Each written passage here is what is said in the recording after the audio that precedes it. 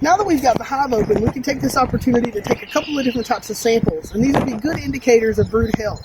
And even though this hive was healthy during our inspection, it can offer a really great opportunity to at least show you how to take some samples. So, because we've been working with the hive, we want to do a couple of more puffs of smoke. You can see there's a little bit more bees accumulating here, and we're being a little bit more invasive than we normally would in just a regular visit. So I'm going to do a couple of puffs of smoke, and again, put our smoker within reach. I'm going to use our hive tool next to pull out a frame. But before we do that, you want to make sure that you have all the materials ready to take your sample. So, for instance, we're going to do a brood sample, and we need our paper bag with the label. We'll also need our swabs. So you can see these are sterile and prepackaged. And then on the back side, you can see they're very large swabs. So we want to have at least a couple of these available in case something happens, or if you lose them or drop a package and just need a bunch of samples. It's good to have extra. So we're going to put this within our reach. We're going to use our hive tool to pull out a frame. And you'll notice here, this frame has brood on it. So you can see earlier, we've got open brood on one side. I'm doing a quick scan here for the queen again to make sure she's not in the hive. So, and I was showing you sort of how to look at this, but we always want to keep our frames over the hive.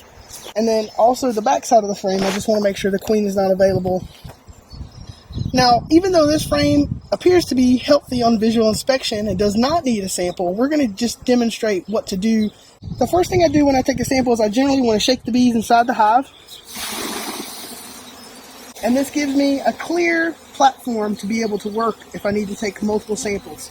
So now that I've done that, I'm going to gently lay this frame on top of the hive.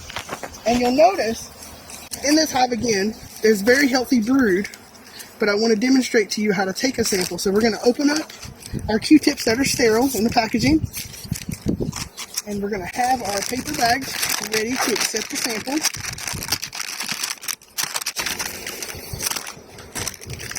There.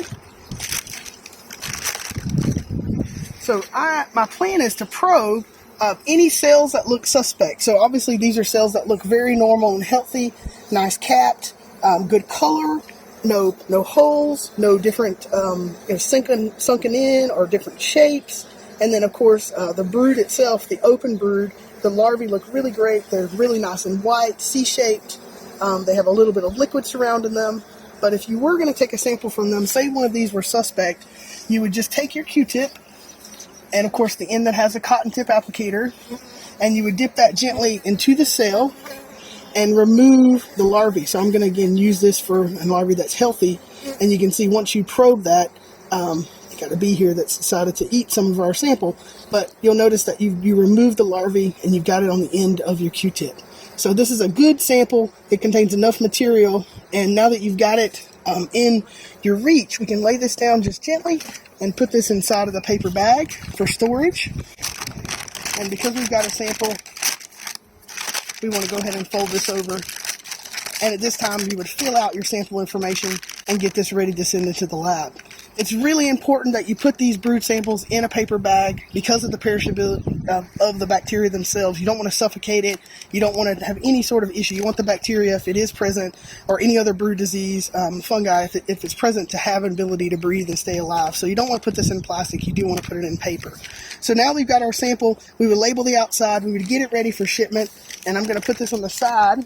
And then I'm going to put this hive back together and show you how to take a sample from a frame that looks suspect. And now I have a frame that we collected from another hive in the apiary, and it does have suspect brood. So you can see the difference in color. You can see the difference in some of the cells look a little sunken. There's also a sparsity to how the cells are placed with brood. So you don't see so much of it being tight or where a queen laid right next to each other over and over on the cells, filling out most of the frame. You see a lot of cells that are kind of off to themselves and singular. So there's definitely some interest in what's happening on this frame. And if we notice on the other side of the frame, even more of a weird pattern with some of these cells being partitioned down to the bottom. Oh, and there's a bee there emerging during our filming here. So we're going to actually just take our Q-tips that we had. Again, I'm going to lay this down because it doesn't have any bees on it. Going to open up our probe here, another pack, and get some of our Q-tips that we can have available, and any cell that would look suspect. So This cell actually looks, the nice thing about these is you can use the wood end to perforate if you want to open up a cell, and then you can use the cotton end to take your sample. So this cell looks a little suspect, and you notice we can actually pull this out fairly nicely so we could use this for our sample. So we would put that now, of course, in a separate bag. You would not want to combine samples if you were to just take a brood sample. And if you're taking a sample from the same frame, multiple samples, you can generally put those all in the same bag if you suspect the same health issues. But if not, you want to separate your samples out and label them correctly. So now that you've got your sample ready to go, you would have a bag just like we did earlier to put the sample in. You would close it up and label it, and then you would stick this in the mail, and so the labs can process it for you and send results directly to you and the beekeeper.